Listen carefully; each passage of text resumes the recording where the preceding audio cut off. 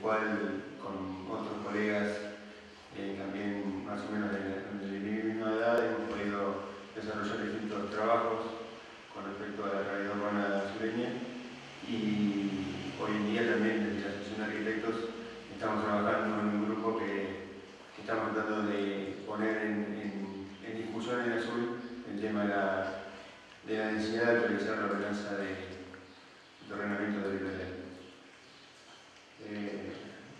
El tema del que voy a hablar hoy es el espacio público y su importancia para garantizar el derecho a la ciudad. El derecho a la ciudad es definido en la Carta Mundial del Derecho a la Ciudad, que es del año 2004, como el usufructo equitativo de las ciudades dentro del principio de sustentabilidad, democracia, equidad y justicia social.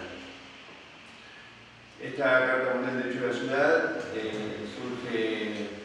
es el resultado de un proceso largo que se empezó a dar a fines del siglo pasado, donde distintos autores empezaron a discutir y a poner en crisis los efectos que el capitalismo había tenido en las ciudades a lo largo de todo el mundo, ¿no? Ya desde la década del 90, en algunos foros de la ONU se empezó a discutir esto, y el resultado final fue la Carta Mundial del Derecho a la Ciudad, que se redactó en el 2004 y que básicamente establece los derechos fundamentales que las ciudades deben garantizar a quienes viven en ellas. Como por ejemplo el derecho a un hábitat que facilite el tejido de las relaciones sociales, el derecho a sentirse parte de la ciudad, que es el sentido de la cohesión social y la construcción colectiva, el derecho a vivir dignamente dentro de las ciudades, el derecho a la convivencia, a formar parte del gobierno de la ciudad, que es básicamente ser parte de un sistema democrático donde cada uno puede ejercer su voluntad, y el derecho a la igualdad de derechos, justamente.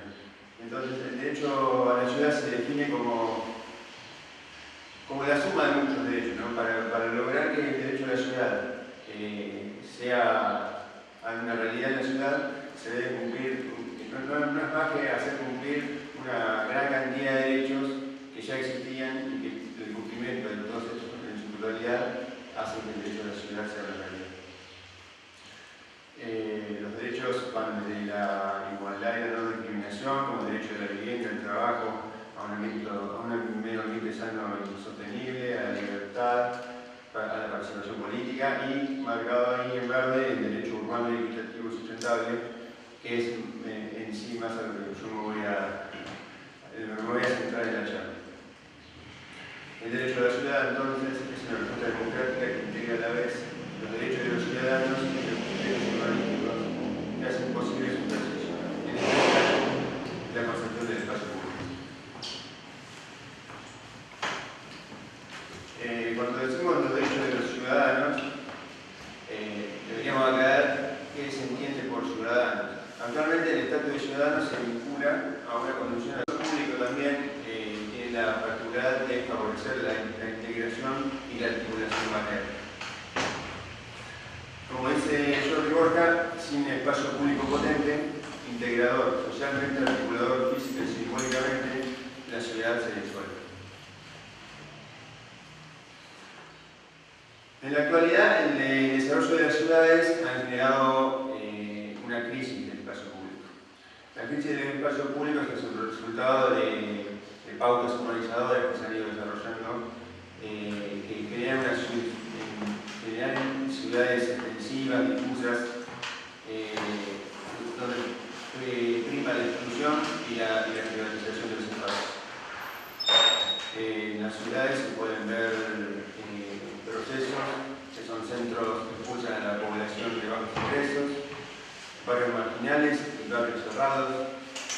Los barrios cerrados son los barrios llamados country, ya sea uno o el otro, como el barrio marginal o como el barrio cerrado, generan guetos flexibles, diferenciando a la población según su clase social y su poder económico. Zonas marcadas por el miedo y la marginación, imaginarios urbanos, de zonas donde no se puede estar, donde es peligroso circular, un desarrollo urbano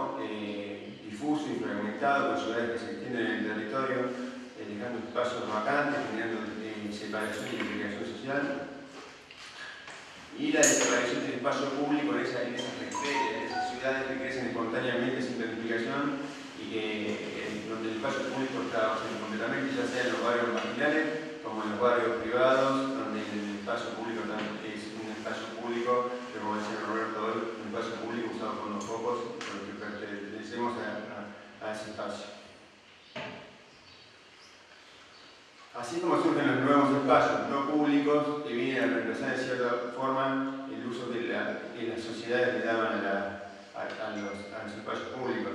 En las grandes ciudades de Argentina, como en las zonas metropolitanas, surgen los grandes complejos comerciales, recreativos y de servicios, urbanizaciones cerradas y los complejos recreativos que generan áreas de nueva centralidad, haciendo perder la importancia de los centros tradicionales, que son básicamente siempre espacios públicos dentro de la ciudad. A estos procesos de desarrollo de las ciudades que van en contra del espacio público también hay que sumarle cambios socioculturales que se producen en las sociedades y que tienden cada vez más a que la vida en conjunto sea algo menos querido por las personas. Prima el individualismo, la pérdida de la vida en comunidad, surgen nuevas formas de interacción social que permiten tener intercambios con muchas personas sin necesidad de compartir el mismo espacio, como son las redes sociales, y se generan transformaciones culturales cada vez más aceleradas que a nosotros, los arquitectos, o a todo aquel que esté en una función que tenga que pensar en espacios públicos, antes de decir, bueno, hay que poner espacios públicos acá o allá, tenemos la obligación de repensar cómo deben ser esos espacios públicos, porque tenemos espacios públicos que han sido concebidos hace ya muchos años y las sociedades evolucionan y los espacios públicos creo que se deben evolucionar a prueba y error. Quizás nadie tiene la receta de cómo deben ser los espacios públicos ni ahora ni mucho menos en el futuro, pero bueno, creo que es necesario que ese proceso de repensar cómo deben ser los espacios públicos se tiene que dar como una de las condiciones que yo creo que debe tener es que debe facilitar la multifuncionalidad del espacio público para de esta forma poder adaptarse en el futuro a cosas que quizás no conozcamos aún y que el espacio público como elemento que va a perdurar en el tiempo debería poder asimilar distintos usos. El estado de situación en el ámbito local, que lo quería bajar un poquito a la realidad sureña de todo esto, que más o menos es lo que hoy Roberto comentaba en la charla de la mañana. En azul, bueno, el desarrollo urbano ha sido condicionado por la ordenanza territorial del año 80, que es la que consideramos que debe tener una actualización. Y en función de la para mí exagerada cantidad de suelo urbano que esa ordenanza en su momento propuso para el futuro crecimiento de la ciudad, ha hecho que la ciudad se haya expandido en el territorio en mucho mayor medida que el crecimiento poblacional que haya tenido. Esto nos genera una ciudad disgregada, discontinua, con vacíos urbanos entre los distintos sectores habitados. Tiene barreras físicas y barreras a veces virtuales que la dividen y que generan segregación social dentro de la ciudad.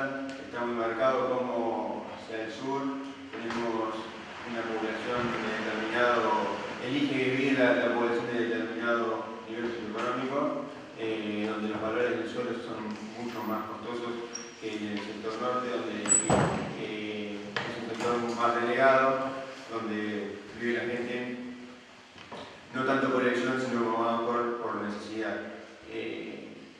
Claro, y esto justamente coincide con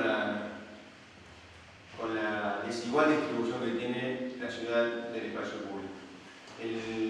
dos elementos más importantes como espacio público que tiene la ciudad son el parque municipal y el balneario municipal. Estos, los conocen de acá, el parque municipal. Este que está por acá, y el balneario.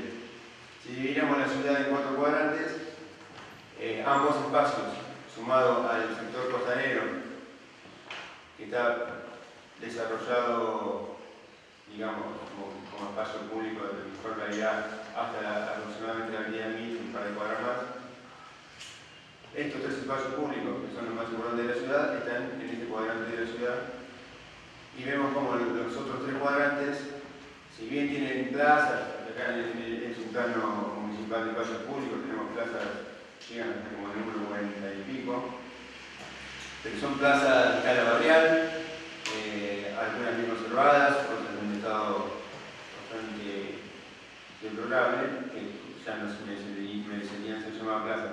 Pero el espacio de congregación de la comunidad y los espacios de mejor calidad están concentrados justamente en el lugar donde el valor de tierra más caro, donde vive la población que tiene mejor pasaje económico. De esta forma, bueno, y además toda esta disgregación y este crecimiento descontrolado dentro de una norma que permitió el descontrol hasta esos límites, hace que la ciudad sea una ciudad muy sustentable. Eso se genera porque la ciudad está en constante transformación. Las ciudades son elementos muy complejos, difíciles de abordar y que una de sus dificultades es que constantemente se encuentra en transformación. Y ante esto, las preguntas son cómo evoluciona y se transforma la ciudad, que más o menos lo que comentaba, y cuál es el rol del Estado en esta transformación. En azul lo que tenemos es una ausencia de un proyecto de ciudad. La ciudad evoluciona en función de la norma, pero que es una norma que está dentro del marco del 89.12, que es la ley provincial de ordenamiento territorial y uso del suelo, pero que ni siquiera se completó el proceso de planificación que se planteaba en esa ley provincial. De los 4 pasos que incluía el proceso de planificación de las ciudades, en la década de 70 se produjeron los 2 primeros, que son delimitación de la delimitación de las áreas y la simplificación según usos. Las 2 etapas que seguían, que eran un plan de ordenamiento municipal, que debería tener un plan de desarrollo urbano y un código de planeamiento, y luego los planes particularizados por sector, nunca fueron llevados a cabo. Hoy en día estamos ante la necesidad de repensar los primeros 2 puntos para luego sí poder completar un proceso de planificación que nos genere un proyecto de ciudad que esté legitimado. Es importante que esté legitimado en normativa política, pero sobre todo socioculturalmente, y que la comunidad en su conjunto sea partícipe de la generación de esa idea y que a partir de eso se generen los consensos y se transforme ese proyecto de ciudad en una política de Estado que pueda atravesar los distintos gobiernos que la ciudad pueda tener. En azul hubo un proceso de planificación hasta 2003-2007 aproximadamente, donde se llevó a cabo un plan estratégico para la ciudad, que es algo que, como comentaba Roberto hoy, se desarrolló en muchas ciudades, incluso de la provincia, y tuvo un alto nivel de participación de distintos actores sociales dentro de la ciudad, pero creo yo que falló en ser una planificación estratégica muy amplia y no bajar nunca a la realidad física de la ciudad con normas y programas y proyectos específicos que generen una modificación real en lo que es la ordenación territorial del suelo. Bueno, en función de esta realidad que tenemos, algunas de las propuestas que venimos trabajando hace mucho tiempo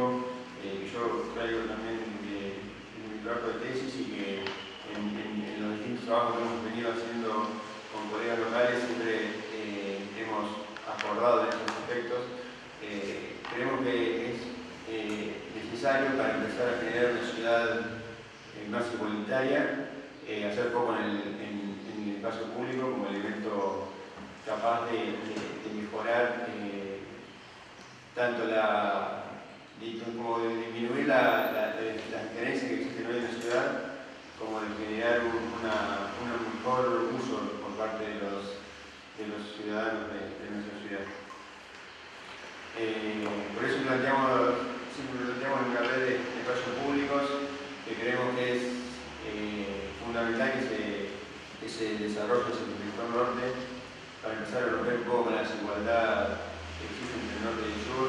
Hay espacios propicios como poder generar espacios públicos, continuar la costanera, mejorar todo el sector de los Güemes,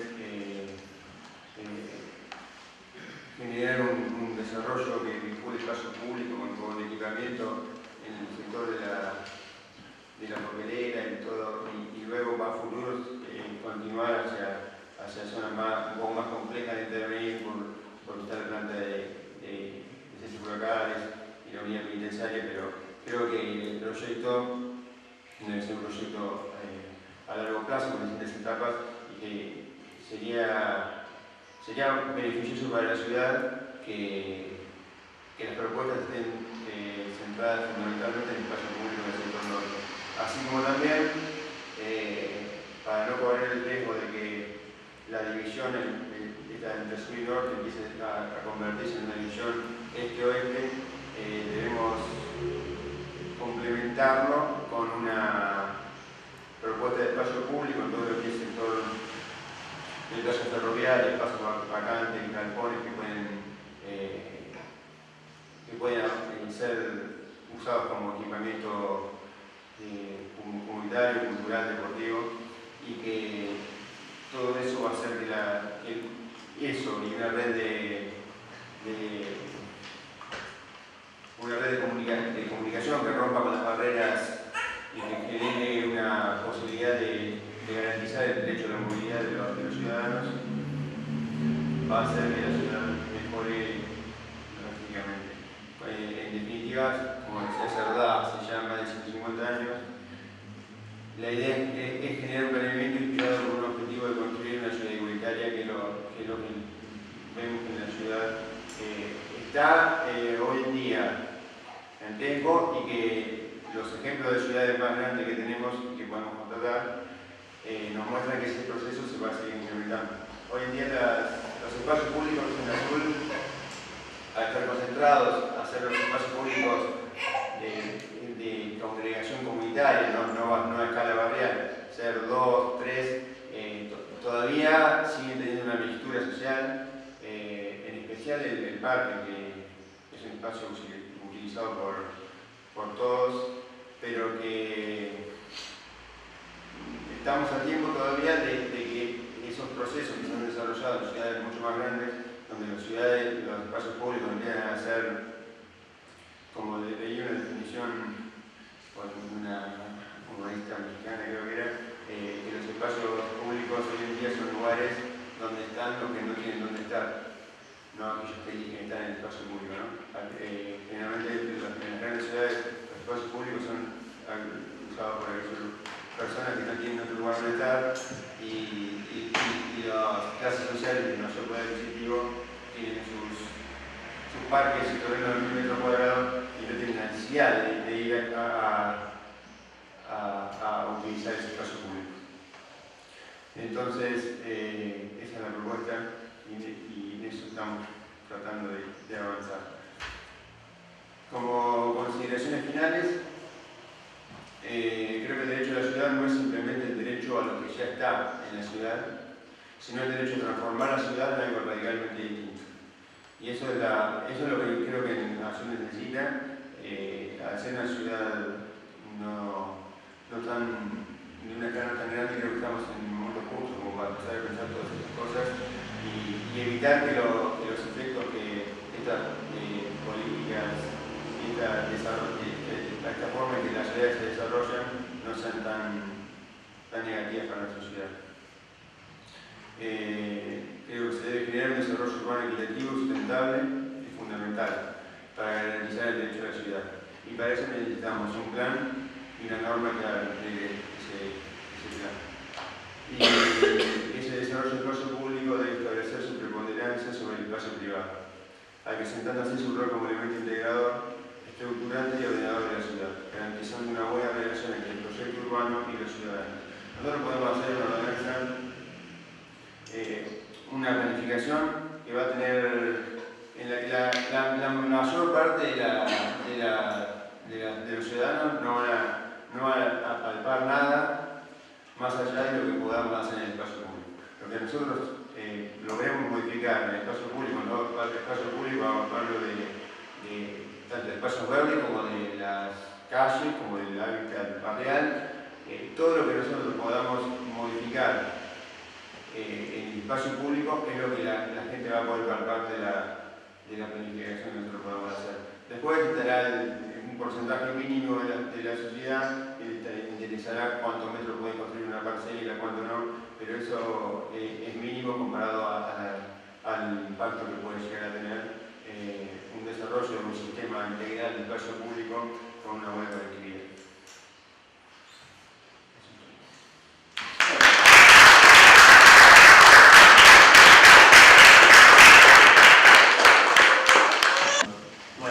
Buenas tardes. Tenemos varios proyectos en común siempre. Son varias jornadas también. De estar acá y ahí y fuera.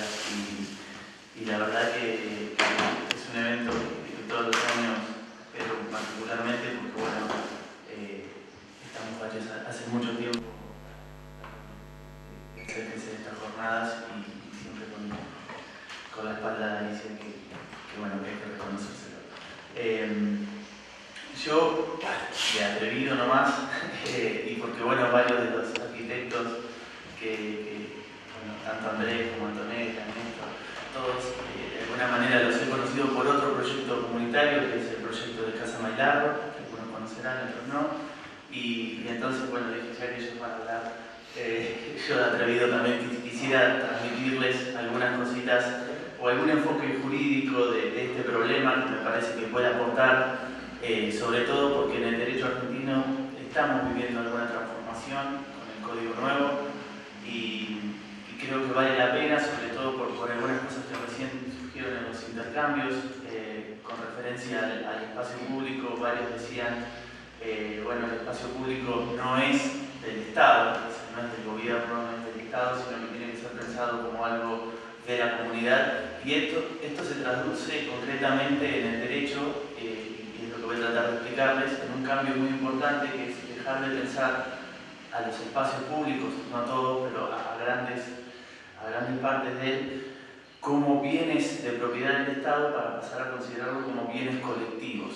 Y esto es un cambio que se produce, que genera muchísimas consecuencias, que en Argentina tenemos toda la estructura para producirlo, porque tenemos normas en este sentido, pero hay que desarrollarlo. Y como hay que desarrollarlo en gran medida en normas locales, que son las que ponen en funcionamiento aquellas grandes ideas. Andrés citaba la convención, la carta, ¿no? Esa carta y hoy Damaso hablaba también de convenios internacionales. Todo eso tiene que traducirse en normas locales. Por eso también la importancia de la ordenanza, que de alguna manera es un proyecto que hemos trabajado mucho y que trata de traducir a normas locales lo que en convenios y en normas internacionales, son lindos de leer, pero sin dar más vueltas, voy directo al tema. El título era de lo público a lo colectivo. En realidad, un poco lo que quería contarles era la transición que está viviendo la parte jurídica o el derecho en la consideración del espacio urbano. Es decir, la ciudad como espacio ha tenido siempre su correlato jurídico en normas que ha organizado esa distribución del espacio, ¿no? El modelo que hoy todavía sigue estando muy vigente, a pesar de lo que voy a decir al final, es el modelo de la propiedad individual, que es un modelo que bueno, que nace fuertemente, o por lo menos en la concepción que lo tenemos hoy, nace fuertemente después de la Revolución Francesa, con las normas jurídicas que nacen de esos ideales de libertad. Y entonces la propiedad es vista como, bueno, una continuidad de la persona.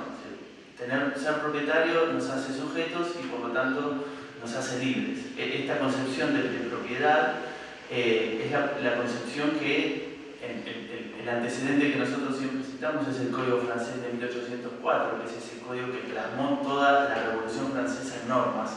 Pero si uno quiere estudiar la Revolución Francesa tiene que leer eso.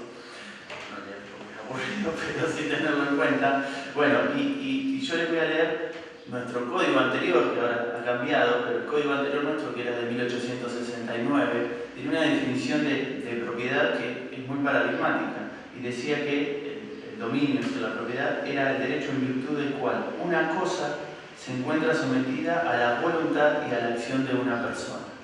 Es decir, la cosa está sometida a la voluntad y a la acción de una persona. Es lo que se dice, hay un señorío absoluto prácticamente sobre las cosas, sobre el espacio que tenemos, sobre el territorio, sobre los bienes. Esto inclusive viene del Código de Francia de 1804, donde era más grave todavía, o sigue siendo, que dice que la propiedad es el derecho a gozar y disponer de las cosas de la manera más absoluta. Es decir, una concepción bien privatista y en el cual digamos, este modelo de la propiedad individual tiene en las normas esta doble propiedad. La propiedad privada, en cabeza de los ciudadanos, y la propiedad del Estado sobre bienes públicos, sobre bienes que se consideran indispensables para cumplir ciertas funciones y en las cuales, en la enumeración que teníamos en el código anterior y que hoy la seguimos teniendo, del nombro, por ejemplo, se habla de mares, de ríos, de lagos, de plazas, de calles y de las obras públicas.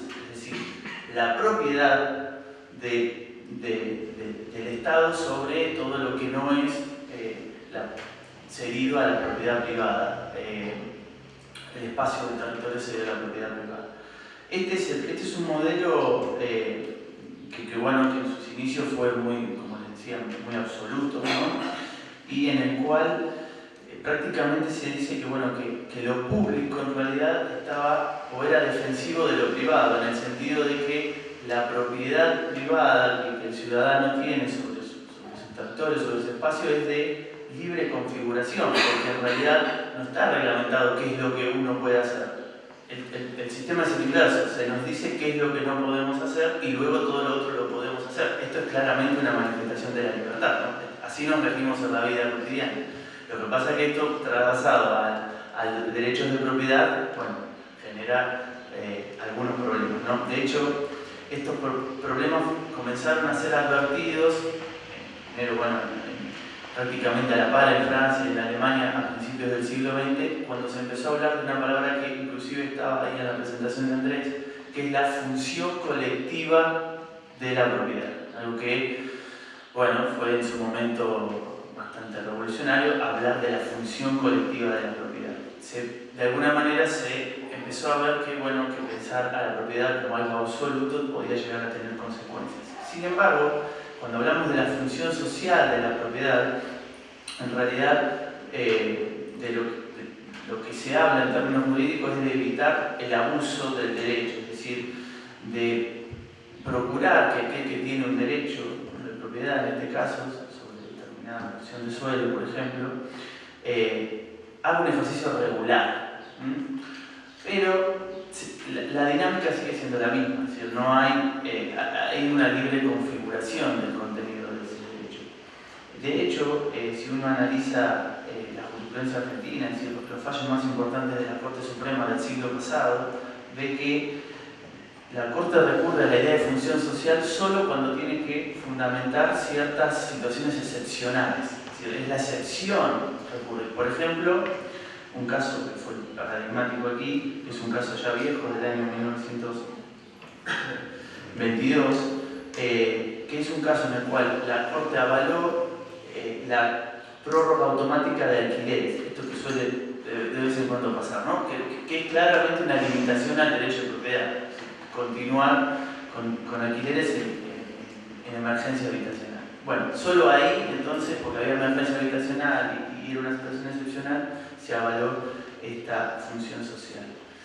Lo que quiero decir es que de alguna manera la función social que uno lee en los convenios hay que tomarla, por lo menos desde el derecho, con cierta cautela, porque en realidad sigue siendo parte del mismo paradigma de la apropiación individual de las cosas, insisto, tanto del Estado como de la persona individual. Pero sí, esta idea de función social generó una cosa muy importante, que son justamente las reglamentaciones administrativas de orden local que empezaron a reglamentar ese derecho que está consagrado inclusive en la Constitución y en los códigos civiles, que son normas que dicta el Congreso Nacional, normas con una gran jerarquía.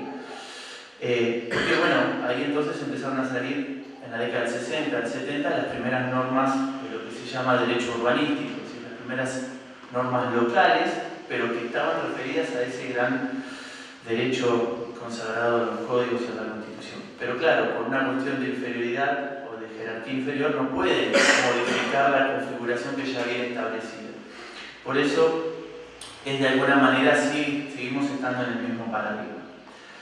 Es decir, como síntesis de este paradigma, la ciudad o el espacio urbano se distribuye mediante apropiación, ¿no?, de las cosas, del territorio o bueno, de las cosas en general que tenemos, pero esta apropiación puede ser privada en gran medida, como principio, y pública para ciertos casos, ¿no? Como les decía, las enumeraciones que hacen las legislaciones, el código particularmente de calles, plazas, etc.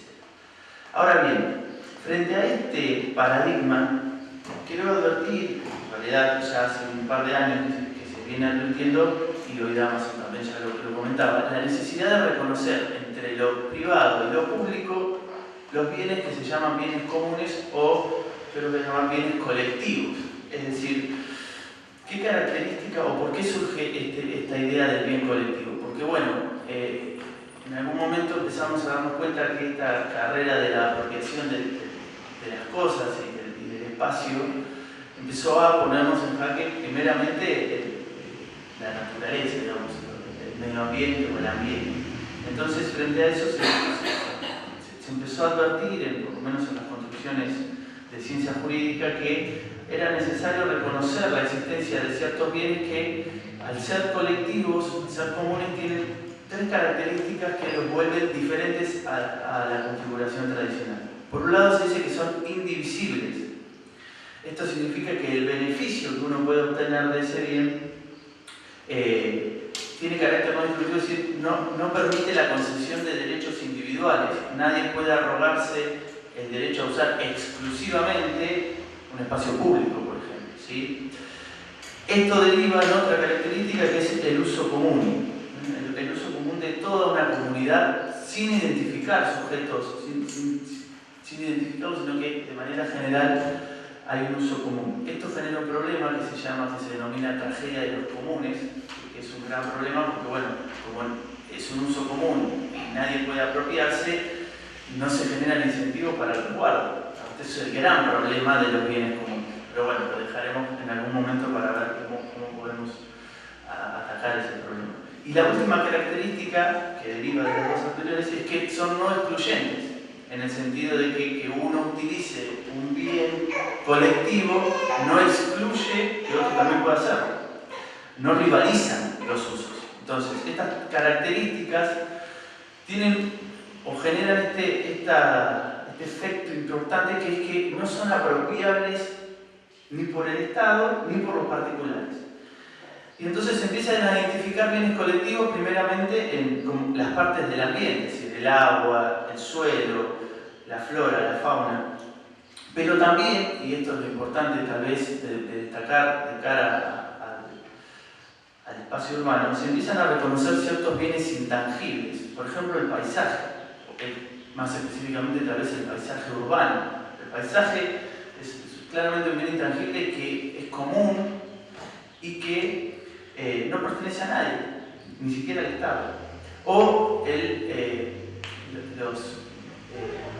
patrimonio cultural como acervo, no los bienes individuales, sino como acervo general, bueno, lo que presentó hoy a la mañana, ¿no? Es decir, la cultura popular, en principio, no podemos apropiarla, no podemos identificar a un sujeto titular de eso. Esta dinámica de bienes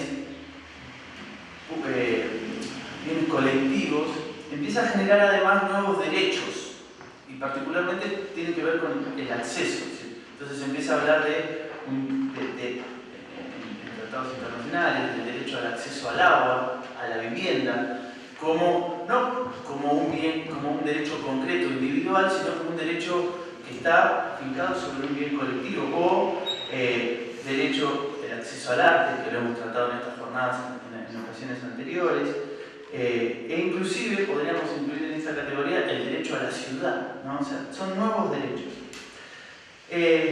Esta función colectiva de la propiedad empieza a adquirir una nueva función, ya no la función social, sino una función colectiva, y esta idea de bienes públicos está expresada en normas.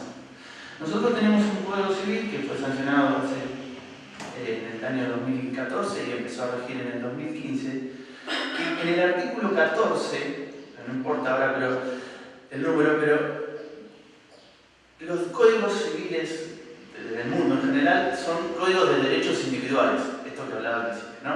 Pero nuestro código, el 14, tiene dos incisos y dice que el código reconoce A, derechos individuales, y B, y esto es lo nuevo, derechos de incidencia colectiva.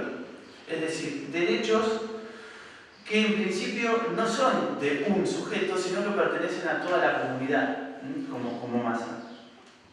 Y en el artículo 240, ¿dónde está? Está ubicado donde el código enumera los bienes que son privados y los bienes que son públicos. Los privados, los públicos, las mares, los ríos, las playas, eso sigue estando, ¿no? Pero este 240 indica que tanto los bienes privados como los públicos, dice, deben ser compatibles con los derechos de incidencia colectiva. Esta frasecita que hay que desarrollar, que hay que trabajar, insisto, hay que trabajar en el plano de norma concreta, es un límite claro a la propiedad privada, pero un límite severo, un límite real. Los derechos, tanto los privados, pero también los públicos, deben ser compatibles con los derechos de incidencia colectiva. Un ejemplo que la jurisprudencia ya ha dado, los casos de basta de demoler en Ciudad de Buenos Aires, ¿no? Bueno, ¿qué es lo que invocan? Invocan el derecho al paisaje urbano, invocan bienes colectivos que en el caso concreto implican una limitación al derecho de propiedad privada, ¿sí? Pero esto también podría ser aplicable al Estado. Si el señor Estado, usted tiene una plaza, no puede realizar un acto que implique una afectación a bienes de incidencia colectiva, o en este caso lo que decíamos, los bienes colectivos. Es decir, estas normas, y el artículo 240 tiene una segunda partecita que se las voy a leer porque es, creo yo, el fundamento normativo para todas las normas de derecho urbanístico que vengan en el futuro, y dice: tanto los bienes públicos como los privados, dice, deben ejercerse conforme a las normas de derecho administrativo nacional y local dictadas en interés público, y no deben afectar el funcionamiento ni la sustentabilidad de los ecosistemas de la flora, la fauna, la biodiversidad, el agua, los valores culturales, el paisaje, entre otros. Es decir, está dando el sustento para que en el orden local podamos dictar normas decididamente eficaces y fundadas en bienes colectivos o en derechos de incidencia colectiva. Esto viene muy a cuento de lo que decían recién de las plazas o de los espacios públicos. Claramente ya son del Estado de titularidad, pero constituyen bienes colectivos. Y desde ahí pueden lograrse enfoques diferentes. Y una última cosita que me gustaría comentarles, que también creo que nos interesa en este marco, y es la legitimación que existe detrás de estos bienes colectivos o de estos derechos de incidencia colectiva. La legitimación también es colectiva, es decir, tradicionalmente el Estado ha sido el que ha adoptado esta posición de defensor o de garante de ciertos esos valores colectivos. Por ejemplo, los problemas de medio ambiente normalmente han sido acciones promovidas por el Estado.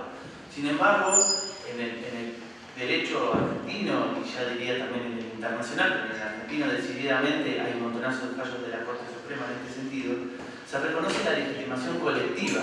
¿Esto qué significa? Esto significa que cualquier ciudadano, individualmente, ni siquiera necesita estar organizado en una entidad de bien público. Es decir, individualmente, si demuestra que tiene un interés legítimo en proteger un bien colectivo, un bien de incidencia colectiva, puede accionar. Esto cambia también bastante la dinámica de la acción comunitaria.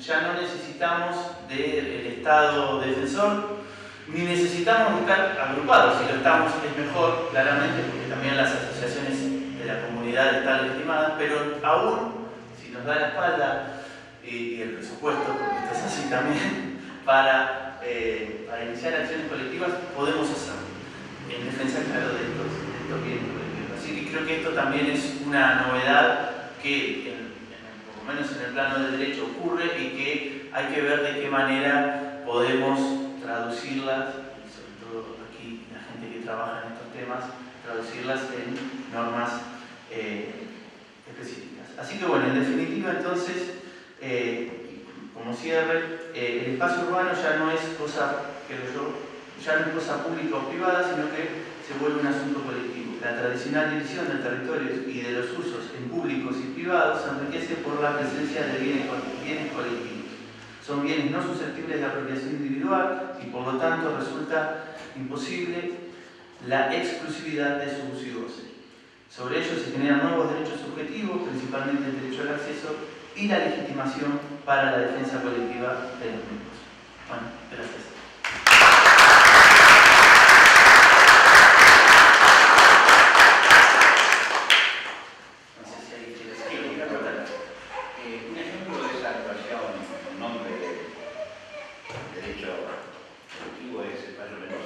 Claro, el fallo Mendoza es decir, el código en realidad de Bachelet tenía más normas, construidas a partir del fallo Mendoza y algunos que han surgido después. El fallo Mendoza es el fallo en el cual es el problema del riachuelo, digamos, ¿sí? Es un problema muy grave que los estados y los gobiernos han fracasado rotundamente hasta que, bueno, en algún momento esto se inició una demanda, llegó a la Corte y la Corte ha tenido un papel más protagónico, pero está fundado en esta acción de derechos de incidencia colectiva y hay, desde el caso Mendoza a la actualidad, hay un montonazo, al punto tal que la Corte ha abierto un registro de procesos colectivos y son procesos, digamos, de la contemporaneidad, son los nuevos procesos, porque como todo está masificado, digamos, todos estamos afectados igual, entonces los procesos también tienen que volverse colectivos y ya no es el sujeto contra el propietario de algo, sino es el sujeto representando y buscando la representación de la comunidad contra eventual propietario. Pero sí, es un desarrollo de la jurisprudencia. Hoy a la mañana dijiste que ibas a meter un tema Mercurio, pido disculpas, pero ha sido muy claro. Bueno, gracias. De la materia que en algunos países tiene una formación más fuerte, como derecho urbanístico. Aquí en Argentina, la verdad que no figura. Y hablaste, quisiera que desarrolles la figura de la propiedad colectiva, aplicable al urbano. Porque, bueno, en principio, la propiedad pública de algunos bienes que están en la ciudad tiene una pequeña diferenciación. Están los bienes inmuebles de uso público y los inmuebles del Estado y privado. La ley 95-33, porque la ley 92 establece esa diferenciación. Cuando incluso en un proceso de urbanización se cede suelo al Estado como carga de urbanización. El de uso público merece un tratamiento especial por el Consejo Nacional. Tiene que ser compensado. No se puede desafectar sin compensar. Y el otro no. La propiedad privada municipal para uso es de todos a través del Estado, que la propiedad, pero tiene un régimen parecido al del terreno privado. Exacto. ¿Cómo encajaría? No, en realidad la idea de bienes colectivos trasciende la frontera de lo privado y de lo público. O sea, porque si yo digo, por ejemplo, el paisaje urbano, ¿no? ¿Qué es un bien colectivo? No importa de quién sea la propiedad del bien que forma parte de ese paisaje. Podría ser, por ejemplo, el Estado decide modificar la plaza que tenemos aquí y dice, bueno, voy a, como decían, el problema de hacer cemento toda una plaza, esta junta tiene bastante, pero digo, el parque dice, bueno, lo voy a cambiar todo. Ahí claramente se afecta un bien colectivo, aun cuando es propiedad del Estado.